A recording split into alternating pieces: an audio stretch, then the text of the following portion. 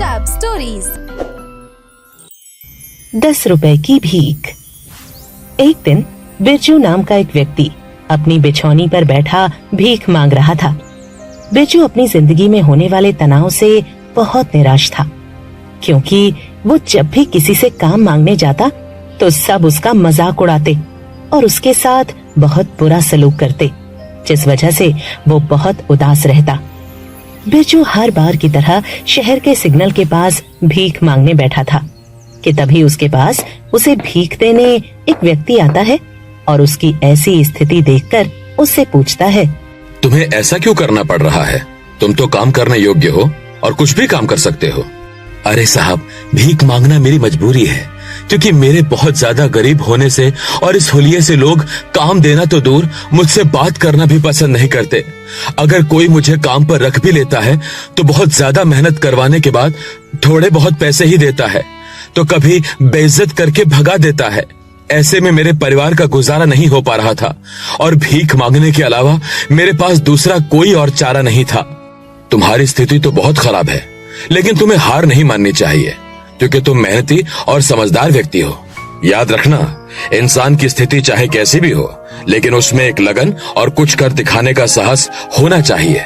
तुम्हें खुद ही अपनी मदद करनी होगी। बिरजू की सारी बात सुनने के बाद उस व्यक्ति ने उसको न सिर्फ 10 रुपए दिए, बल्कि उसे खाना भी खिलाया। उसने बिरजू की स्थिति सुधारने के लिए बिरजू की मदद की और उसे एक नई उम्मीद की किरण दिखाते हुए उससे कहा, बिरजू, मैं तुम्हारी इस मुश्किल समय में कुछ सहायता करना चाहता हूँ। मैं तुम्हें हर दिन 10 रुपए और खाने का सामान दिया करूंगा।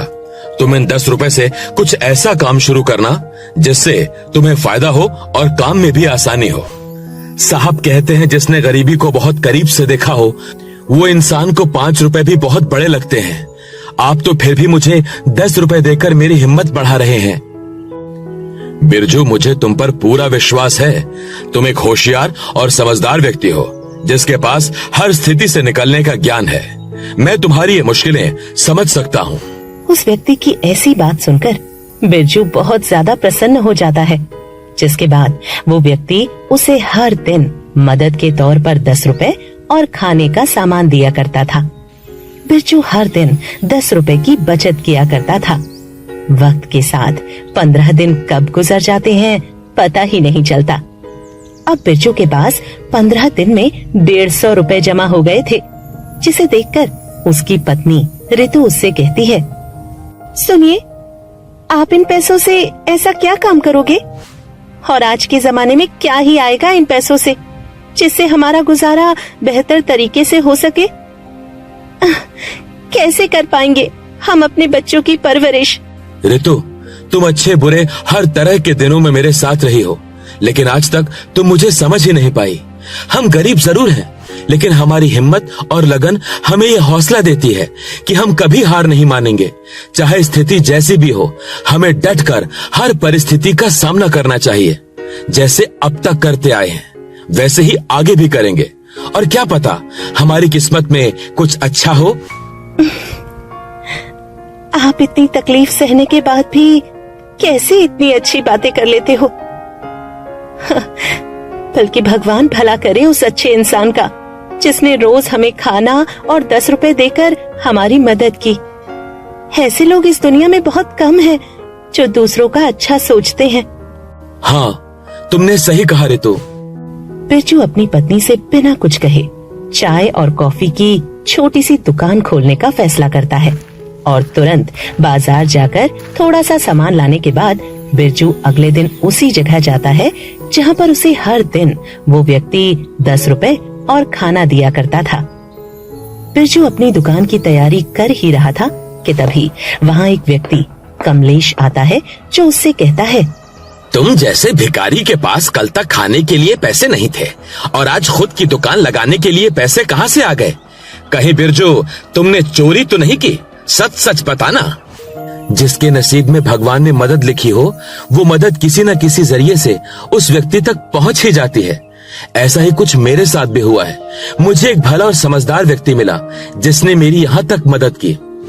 कुछ तो गड़बड़ है, वरना बिरजू इतनी जल्दी धनवान नहीं बन सकता। मुझे पता लगाना होगा आखिर कौन उसका साथ दे रहा है।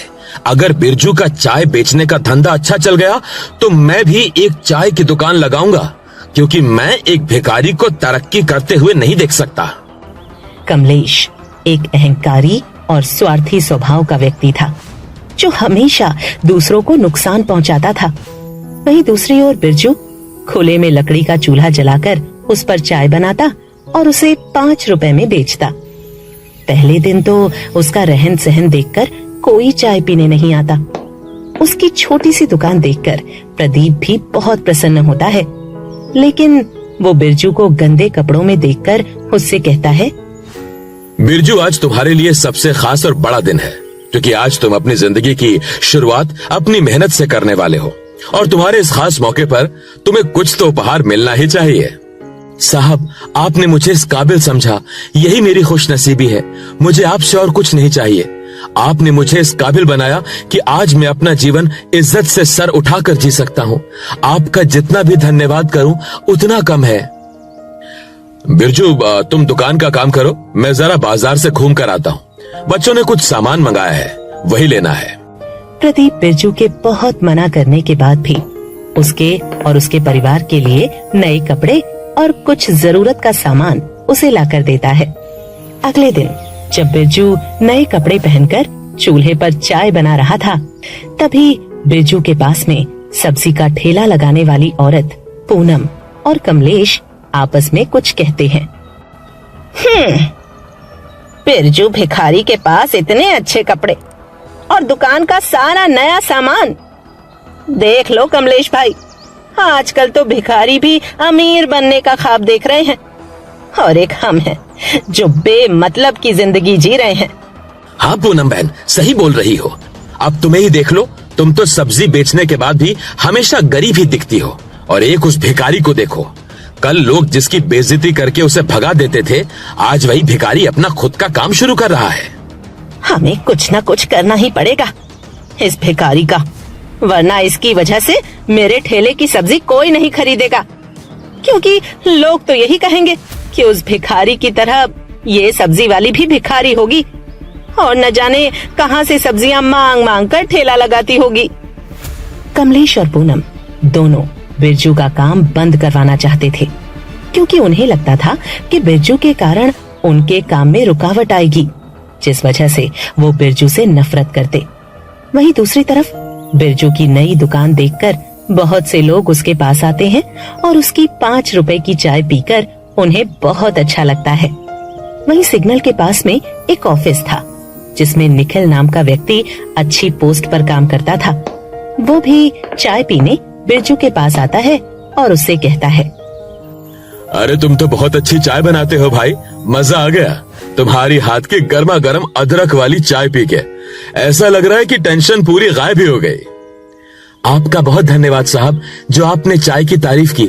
बस अभी अभी नई दुकान लगाई है और आप अच्छे ग्राहक बने। मुझे बहुत प्रसन्नता हो रही है कि इतने अच्छे लोग मेरी चाय को पसंद कर रहे हैं। तुम्हारी चाय तारीफ करने लायक है। मैंने तो आज तक ऐसी चाय पी ही रही थी। अच्छा हुआ जो तुमने नई दुकान लगाई। अब हम तुम्हारे पास ही आएंगे चाय पीने। और वैसे तो तुम आज से मेरे ऑफिस में चाय देना शुरू कर दो, यही सामने मेरा ऑफिस है। पहले ही दिन निखिल की तरफ से बिरजू को चाय देने का काम आता है और वक्त के साथ धीरे धीरे करके उसके पास और भी लोग आने लगे थे। जो भी व्यक्ति की गाड़ी सिग्नल पर रुकती, वो बिरजू की चाय हमेशा पीकर जाया करता, क्योंकि चूल्हे की चाय लोगों को अधिक पसंद आने लगी थी, जिसके चलते पहले दिन ही बिरजू ने 10 रुपए की भीख से 5 रुपए की चाय बेचकर एक ही दिन में अच्छे रुपए कमा लिए थे। जिसे देखकर बिरजू बहुत ज्यादा भावुक होकर प्रदीप से कहता है, साहब, इन पैसों पर सबसे ज्यादा और सबसे पहला अधिकार आपका ही है, क्योंकि आज आप ही की वजह से मैंने अपने जीवन में पहली बार इतने पैसे देखे हैं, जो मेरे खुद की मेहनत के कमाए हुए हैं। अगर आप नहीं होते तो मैं यहाँ तक नहीं पहुँच पाता। आपकी 10 रुपए की भीख ने मुझे आज इस मुकाम तक पहुँचाया कि अब मैं खुद की और अपने परिवार की जिम्मेदारी बहुत अच्छी से पूरी कर सकता हूँ। इन्होंने बिल्कुल सही कहा। आपके सहारे ने और 10 रुपए की भीख ने हमें एक हौसला दिया।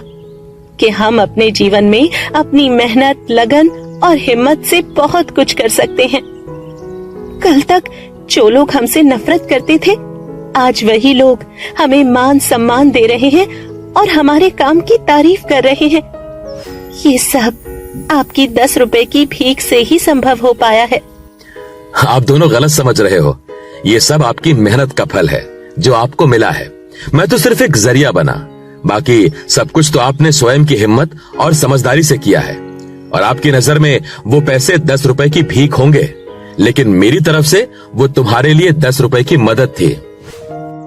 प्रदीप ने बिरजू और उसकी पत्नी को बहुत ही प्यार से समझाया। वहीं दूसरी ओर कमलेश और पूनम बिरजू की दुकान पर इतनी भीड़ देखकर गुस्से से बदले की आग में जल रहे थे और बिरजू को बर्बाद करने की एक तरकीब बनाते हुए एक दूसरे से बात करते हैं। कमलेश भाई, ये भिखारी तो कुछ ज्यादा ही पैसे कमा रहा है, उसकी वजह से मेरा काम बंद हुआ है। वैसे कमलेश भाई, तुम्हारी तो कोई दुकान नहीं है, तुम तो बस हर बार दूसरों के काम में दखलंदाजी करते रहते हो। क्यों ना तुम मेरी ही मदद करो, इस बिरजू भिखारी को उसकी औकात याद दिलाने में। मेरे पास एक तरकीब है। क्यों ना हम उस बिरजू भिखारी की दुकान ही तोड़ डालें और उसकी दुकान से सारा सामान बाहर निकालकर फेंक दें, जिससे उसे शक भी नहीं होगा और लगेगा किसी चोर ने आकर उसकी दुकान को नुकसान पहुंचाया है। मुझे तुम्हारी ये तरकीब अच्छी लगी, लेकिन हमें ये काम रात के अंधेरे में करना होगा, जब उसकी दुकान के आसपास कोई नहीं हो, तब आएगा मजा। हमारे होते हुए एक भिखारी कभी अपने जीवन में सफलता हासिल नहीं कर पाएगा। कमलेश और पूनम अपनी तरकीब के हिसाब से रात के अंधेरे में बिरजू की दुकान का सारा सामान निकालकर रोड पर फेंक देते हैं और उसकी दुकान को जलाकर वहां से तुरंत भाग जाते हैं। दूसरे दिन जब बिरजू अपनी दुकान पर आता है तो वो देखता है उसकी दुकान पूरी तरह से जल चुकी है। ये देखकर बिरजू रोने लगता है। वहीं दूर से पूनम और कमलेश उसकी ऐसी स्थिति देखकर उस पर हंसने लगते हैं। उन्हें ऐसा देखकर प्रदीप वहां आता है और अपनी चाल चलते हुए उन दोनों से कहता है, वैसे अच्छा हुआ उस भिखारी की दुकान जल गई, वरना वो अपने आप में ही घमंड कर रहा था। जिसने भी ये काम किया होगा, मैं उससे बहुत ज्यादा खुश हूँ। बल्कि वो व्यक्ति मुझे अगर मिल जाए तो मैं उसे अपनी तरफ से उपहार दूंगा।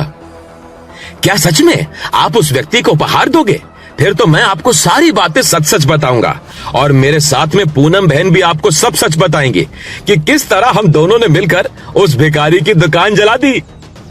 मुझे ये बात पहले ही पता चल गई थी कि तुम दोनों ने किस तरह उस बेचारे गरीब को बर्बाद किया, क्योंकि हर बार की तरह आज सुबह जब मैं बिरजू के पास आया तब देखा कि उसकी दुकान पूरी तरह से जल चुकी थी।